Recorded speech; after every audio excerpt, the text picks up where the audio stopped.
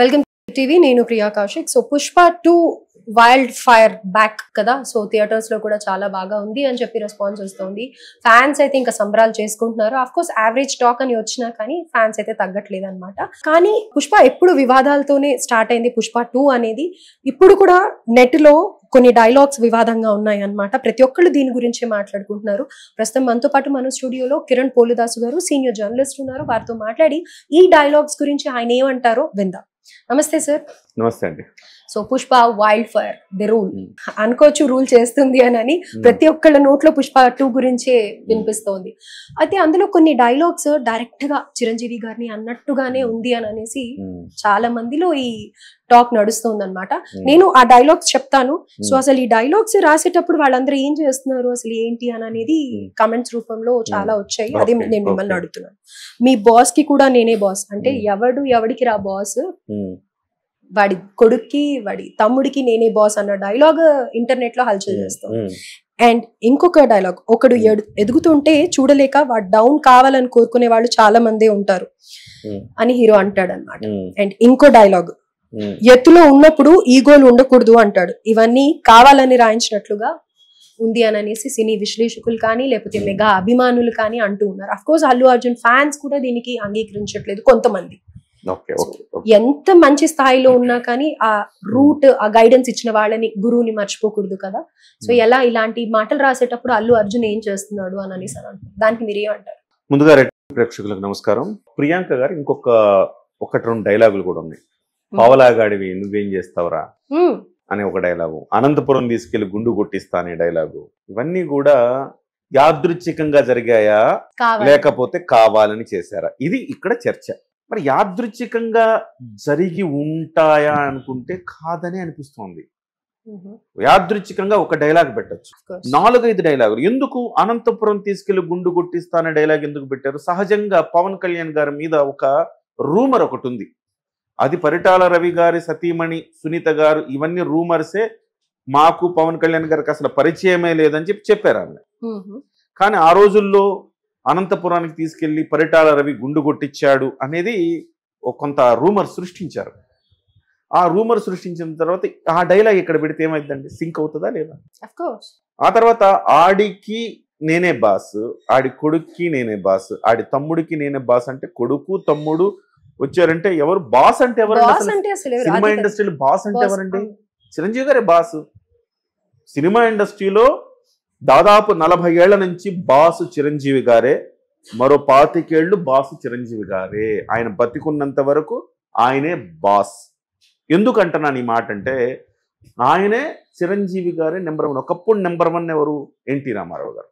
ఆ తర్వాత నెంబర్ 1 ఎవరు? చిరంజీవి గారు. ఇప్పుడు నెంబర్ 1 ఎవరు? నెంబర్ 1 లేదు అసలు. ఇప్పుడు సినిమా హిట్ అయితే వాడే నెంబర్ 1, ఫట్ అయితే ఇంకోటి నెంబర్ 1 వస్తాడు, ఆ తర్వాత ఇంకోటి నెంబర్ 1 వస్తాడు. శాశ్వతమైన నెంబర్ 1 అనే స్థానం అనేది ఇప్పుడు లేదు. కాబట్టి చివరి నెంబర్ 1 చిరంజీవి గారే. చిరంజీవి గారే ఇండస్ట్రీకి బాస్, ఇది ఖాయం. మరి నువ్వు బాస్ అని డైలాగ్ పెట్టినప్పుడు చిరంజీవి గారికి వర్తిస్తుందా లేదా? అంటే ఆడి కొడుక్కి అని అన్నావు అంటే రామ్ చరణ్ గారా, తమ్ముడికి అన్నావు అంటే పవన్ కళ్యాణ్ గారా? ఏ విధంగా వాళ్ళని డైలాగులు పెడతారు? అంటే ఒళ్ళు కొవ్వెక్కి బలిసి ఇలాంటి డైలాగులు పెట్టారని అనుకోవాలా? అంతేనా కాదండి? నిజంగా ఆ రకమైన డైలాగులు ఒకవేళ యాదృచ్ఛికంగా రాసి ఉన్నా అల్లు అర్జున్ గారు అది పలికేటప్పుడు, షూటింగ్ అప్పుడు బుద్ధి జ్ఞానం ఉందారా? ఎవడ్రా రాసింది ఈ డైలాగులు? యూజ్లెస్ ఫెలోస్ ఇట్లాంటి డైలాగులు రాస్తారా అని చెప్పాలి కదా. నువ్వు ఆ డైలాగులు నువ్వు కూడా పలికావు నీ నోటి వెంట అంటే అర్థం ఏంటి? వాంటెడ్లీ పెట్టినట్టే కదా.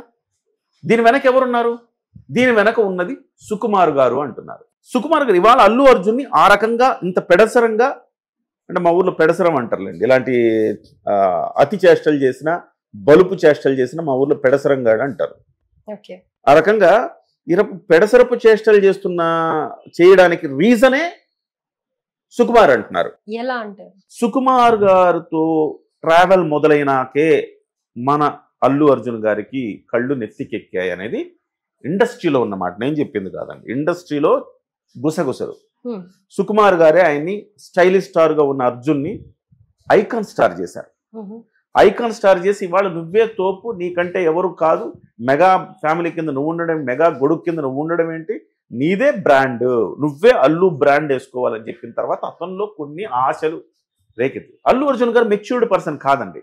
వాళ్ళు మనం మాట్లాడుకోవాల్సింది అల్లు అర్జున్ గారు మెచ్యూరిటీ ఎక్కడైనా కనిపిస్తుందా మీకు?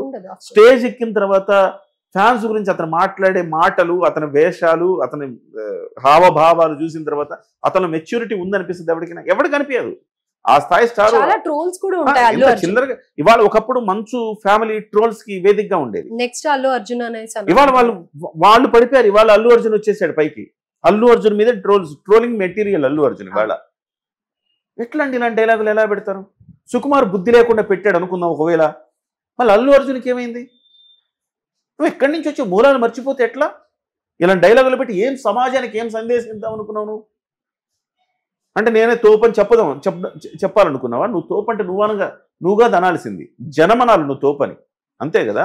నువ్వు కాదు కదా అనాల్సింది.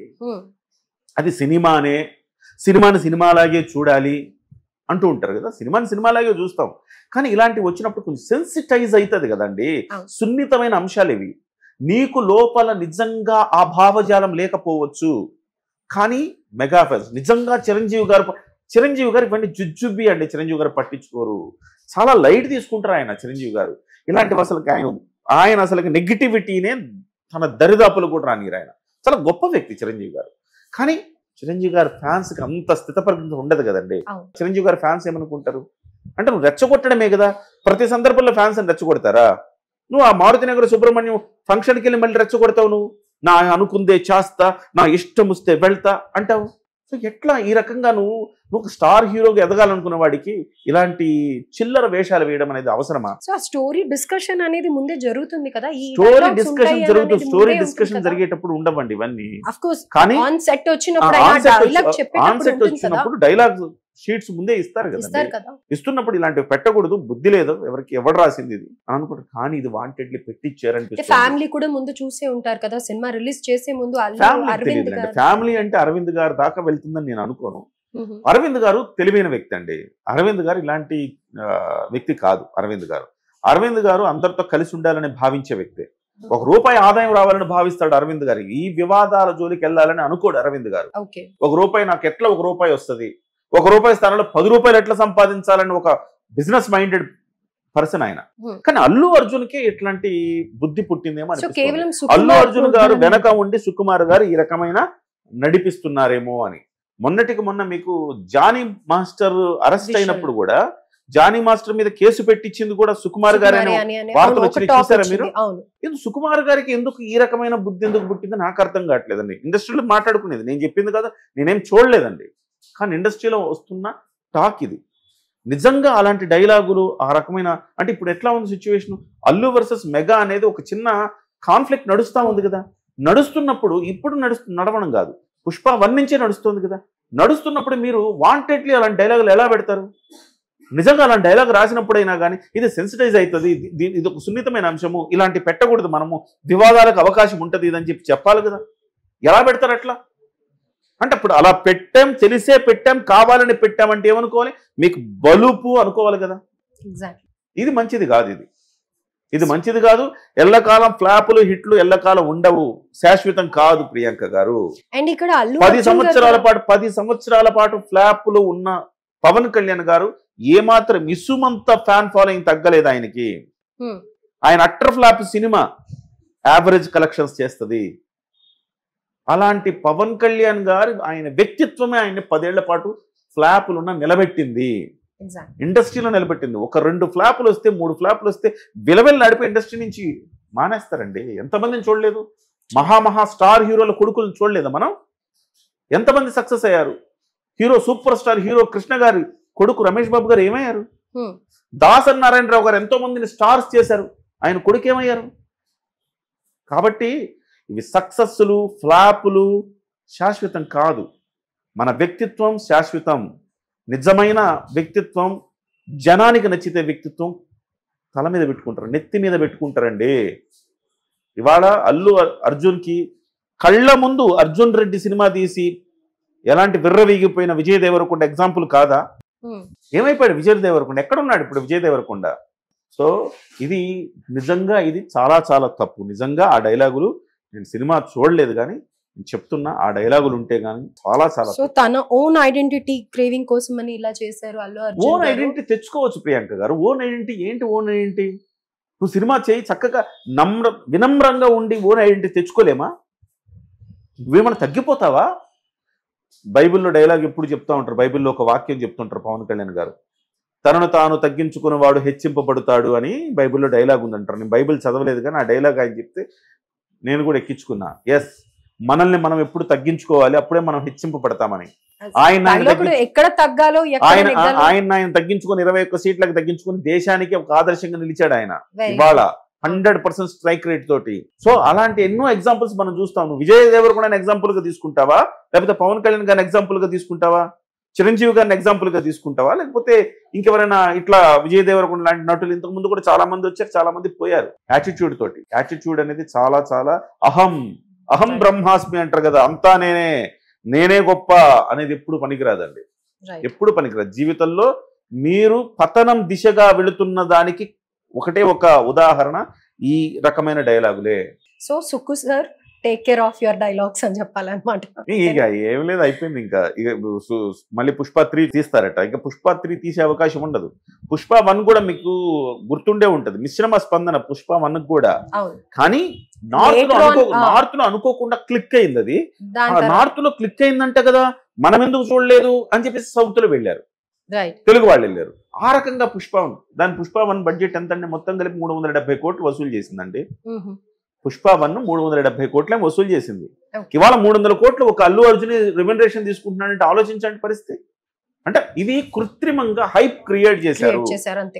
షారూక్ ఖాన్ కంటే పెద్ద మార్కెట్ ఎక్కడ ఉంటదండి పుష్పకి? మన ఎవరికైనా ఇప్పుడు హిందీ హీరోలు డెఫినెట్ గా అవునన్నా కాదన్నా వాళ్ళ టాలెంట్ తో సంబంధం లేదు. నేను వాళ్ళ టాలెంట్ గురించి చెప్పట్లా. అల్లు అర్జున్ గొప్ప యాక్టరా, షారూక్ ఖాన్ గొప్ప యాక్టర్ అని పోల్చట్లా. కానీ షారూక్ ఖాన్ ఉన్న ప్లాట్ఫామ్, సల్మాన్ ఖాన్ ఉన్న ప్లాట్ఫామ్ హిందీ, జాతీయ స్థాయి లాంగ్వేజ్. హిందీలో ఇప్పుడు ఇవాళ మీరు కూడా హిందీ సినిమాలు చూస్తారు కదా, అక్కడ హిందీ వాళ్ళు తెలుగు సినిమా చూస్తారా? చూడరుగా. సో కాబట్టి హిందీ మార్కెట్ పెద్దది.